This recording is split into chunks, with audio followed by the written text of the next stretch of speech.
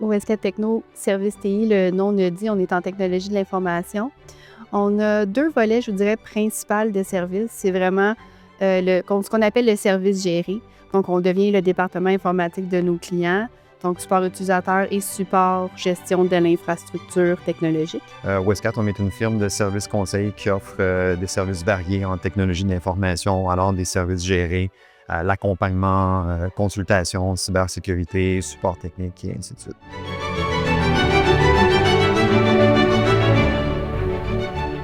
On a un deuxième volet où on peut fournir des ressources par projet. Fait que ça peut être soit des ressources internes ou des fois, on va chercher des consultants externes quand il y a des expertises qu'on n'a pas à l'interne. On est un partenaire Fortinet, donc c'est sûr qu'on va mettre ces produits-là de l'avant.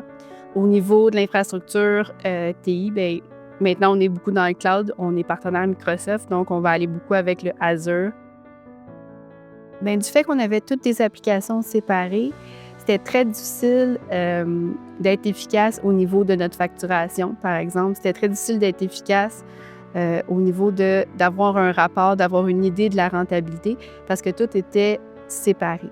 Mais on voulait vraiment aller avec une solution qui intégrerait tous les modules ensemble pour permettre justement d'avoir des rapports qui nous permettent de sortir les données financières et comparer avec les données de projet, les heures travaillées, le nombre de billets au support traité. Fait que c'est vraiment ça le plus-value d'avoir été là, avec une solution comme Zoho One.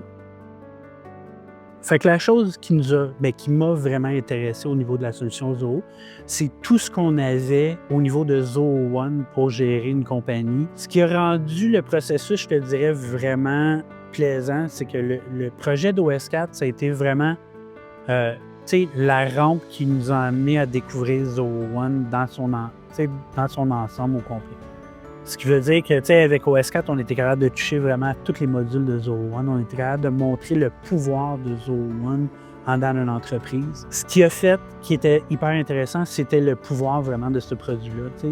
Et puis, la maniabilité de Zoho, le fait qu'on peut travailler avec, c'est un peu comme une pâte à modeler. Fait qu'on était capable de faire quelque chose qui peut s'adapter à eux, puis à s'adapter à tous les besoins différents des clients.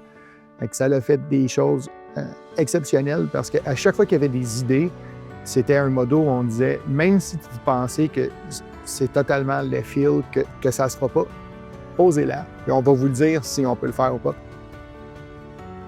Donc, depuis la mise en place de Zoho CRM, je dirais qu'au niveau de la productivité, efficacité, ça se trouve à avoir drastiquement évolué positivement. On est allé de faire tout manuellement, littéralement manuellement, en utilisant encore une fois toutes sortes d'applications tierces, à tout standardiser au même endroit. Et ce qui nous sauve énormément de temps. Là, exemple, de poser une question, d'envoyer un courriel à quelqu'un pour aller chercher l'information, mais de pouvoir trouver cette information-là à même le CRM. Donc, ça nous évite une panoplie de courriels, de relances, d'appels, de chat dans Teams et autres. Donc, de ce côté-là, je dirais que c'est la plus grosse plus-value côté productivité. Donc, maintenant, le gros avantage, c'est que tout est interconnecté. Donc, je peux créer des automatisations à partir du CRM qui vont me créer directement mes devis dans Books, qui vont m'envoyer des tâches directement pour me demander de créer des projets. Ce que je trouve intéressant dans Zoho CRM, c'est de pouvoir en fait accéder à l'historique des étapes de chaque opportunité créée et de pouvoir également accéder aux contacts associés à cette opportunité. Et également le fait que ça facilite en fait la collaboration entre les équipes et également en fait la personnalisation en fait de la plateforme. Donc, avant, on calculait tout manuellement. Donc, on passait une quinzaine d'heures par mois seulement pour faire ça.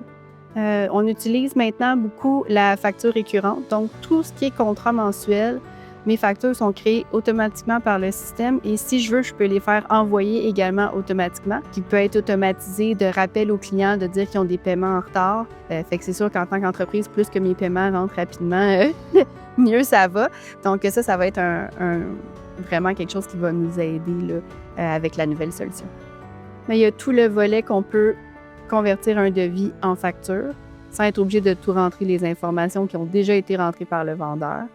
Il y a aussi le fait que lorsque le devis est envoyé et ensuite accepté, bien évidemment, ça se synchronise avec Books et ça va venir changer le statut dans le CRM pour indiquer, dans le fond, qu'on peut procéder, que la commande a été acceptée. Là, maintenant, ce qui est intéressant, c'est que le CRM calcule automatiquement ma marge de profit, ma rentabilité et calcule ma commission aussi à partir de ce montant-là. Donc, j'ai mon calcul déjà tout fait.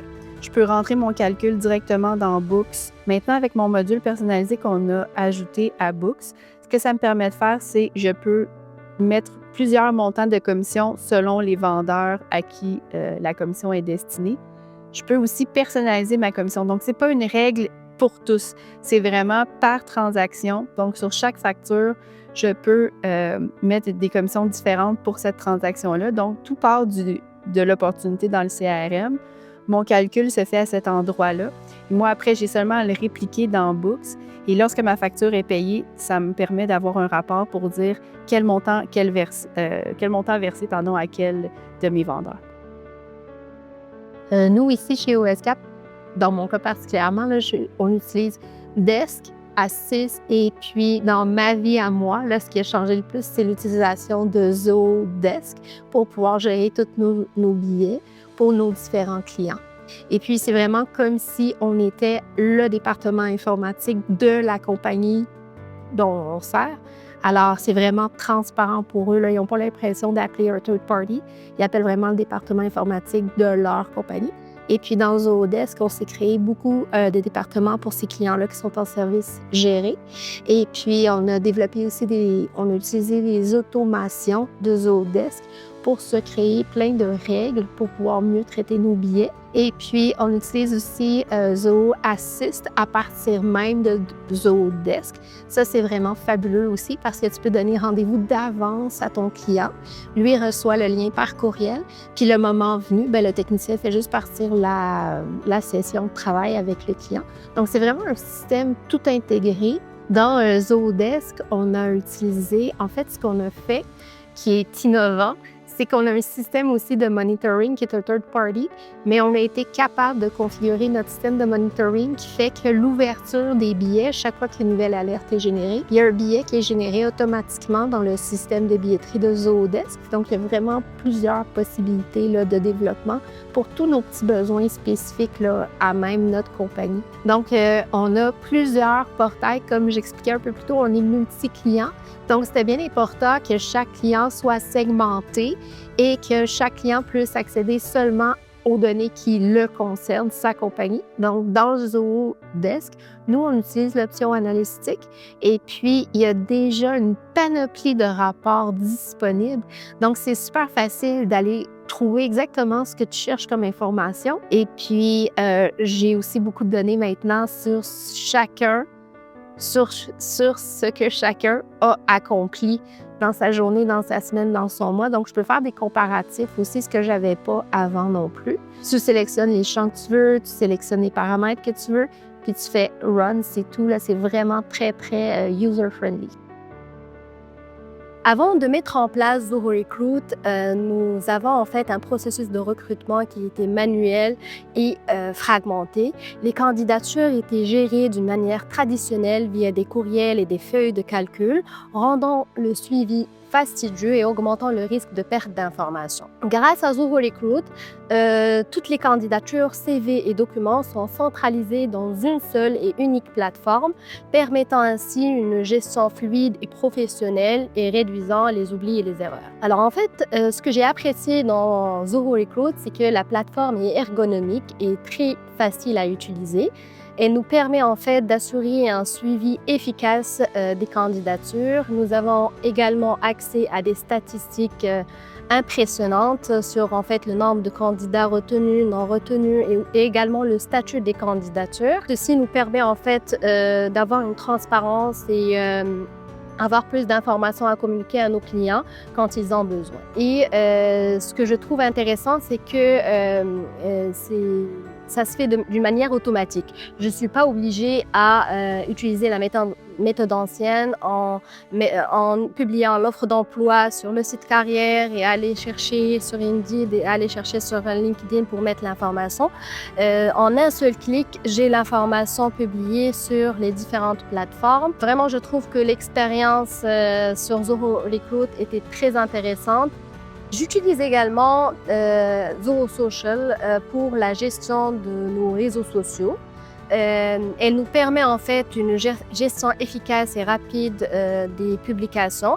Ce que je trouve intéressant avec l'utilisation de Zoho Social, c'est de pouvoir en fait créer, programmer et faire approuver et analyser les performances de notre contenu sur les réseaux sociaux en un seul clic. Nous avons la possibilité de publier à travers une seule plateforme sur les différents réseaux sociaux et également pouvoir programmer, pouvoir modifier, pouvoir faire approuver par les équipes en interne le contenu. Donc, c'est sûr qu'on veut toujours grandir, on veut toujours avoir plus de contrats, on veut augmenter notre chiffre d'affaires. Mais il n'y a pas seulement le chiffre d'affaires aussi, il y a le profit aussi à la fin de l'année qui est important. Déjà, une part, avec l'implantation de Zoho One, on est beaucoup plus efficace, on a plus d'automatisation. Donc, ça nous rend déjà que ça nous coûte moins pour rendre nos services. Tout ce qui est les frais administratifs, ça va diminuer de ce côté-là. Les outils pour suivre les vendeurs, c'est beaucoup plus facile pour moi d'engager des gens puis de les suivre facilement, de voir ce qui rentre comme deal, ce qui rentre comme prospect. Parce que cette visibilité-là, je ne l'avais pas avant. C'est que ça va nous permettre vraiment d'ouvrir les... Fait que là, maintenant, avec ce que j'ai avec la visibilité dans Desk, ce que j'ai, évidemment, qu'est-ce que je facture dans Book, ce que j'ai avec les feuilles de temps qui sont dans People de mes employés, qui est connecté à Projects pour pouvoir suivre mes différents projets. Ça me permet de ramener toutes ces données-là pour voir est-ce que mon catalogue de services, mon coût mensuel, est-ce qu'il fait encore du sens? Est-ce que c'est rentable pour moi de vendre mes services à ce prix-là? Fait que ça, c'est un gros avantage qu'on a maintenant avec la plateforme unifiée.